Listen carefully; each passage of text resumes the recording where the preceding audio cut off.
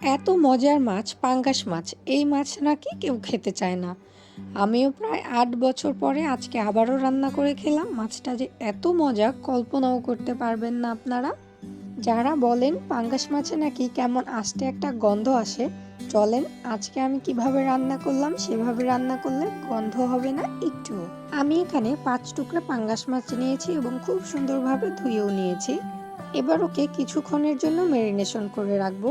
এজন্য আমি পরিমাণ মতো লবণ, হলুদের গুঁড়ো আর ১ ফালি লেবুর রস নিয়েছি। যাদের কাছে আষ্টে গন্ধ লাগে মাছটা খেতে, তারা কিন্তু এই লেবুর রস দিয়ে এভাবে মাখিয়ে কিছুক্ষণ রেখে দিয়ে দেখতে পারেন। ইনশাআল্লাহ যে আষ্টে গন্ধটা থাকে সেটা কিন্তু একদমই থাকবে না। আর ঠান্ডা লেগেছে, গলাটাও কেমন যেন হয়ে গেছে, এটার জন্য কিন্তু সকলের কাছে ক্ষমা চাচ্ছি। প্রায় আধা ঘন্টা ম্যারিনেশন করে রাখার পরে এবার তেল দিয়ে খুব সুন্দরভাবে ভেজে নেওয়ার পালা।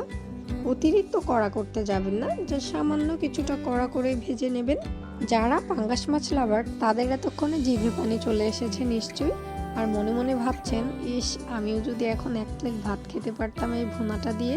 তাদের বলবো ঝটপট ফ্রিজে থাকা মাছ নিয়ে তাড়াতাড়ি রান্না করতে চলে যান।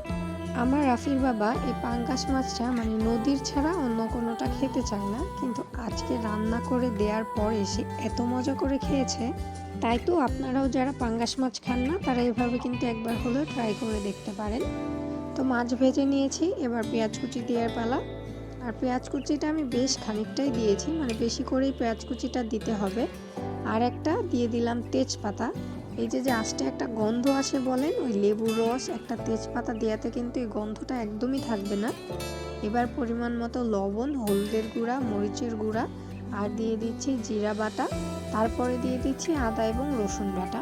এবার সম্পূর্ণ মশলাটাকে একসঙ্গে ভালোভাবে কষিয়ে নেওয়ার পালা। মশলা কষানোর পরে আমি এখানে আর ১ ফালি লেবুর রস দিয়ে দেব।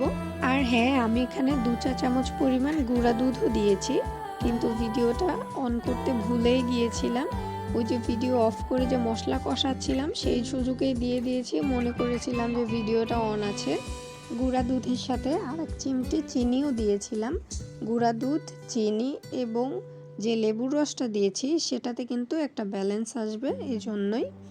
এবার মশলা কষানো হয়ে গেছে, আমরা যে মাছটা ভেজে তুলে রেখেছিলাম সেই মাছটা এই মশলার মধ্যে দিয়ে দেব এবং পরিমাণ মতো পানি দেব। অতিরিক্ত পানি দিতে চাবেন না, কারণ এই ভুনাটা আমি শুকনো শুকনোই করব। আমার এখানে পাঙ্গাস মাছ ভুনাটা হয়ে গেছে, কালারটা কতটা সুন্দর এসেছে দেখে নিশ্চয়ই বুঝতে পেরেছেন। আর তাহলে এটা খেতে কতটা মজা হয়েছে বলুন তো। যাই হোক, আপনারা কিন্তু চাইলে এ পর্যায়ে কিছুটা জিরা গুঁড়া এবং এলাচের গুঁড়াও ছিটিয়ে দিতে পারেন, তাহলে স্বাদটা কিন্তু আরও কিছুটা বেড়ে যাবে। রান্না করে নিয়ে সাথে সাথে আমি খেতে বসেছি। আমি একা খেলে কি হবে, আপনাদেরও তো লোভ লাগাতে হবে। আর খেতে যে কি মজা হয়েছিল বলে বোঝাতে পারবো না। আজকে আর কথা বলবো না, খেয়ে নিই। আল্লাহ হাফেজ।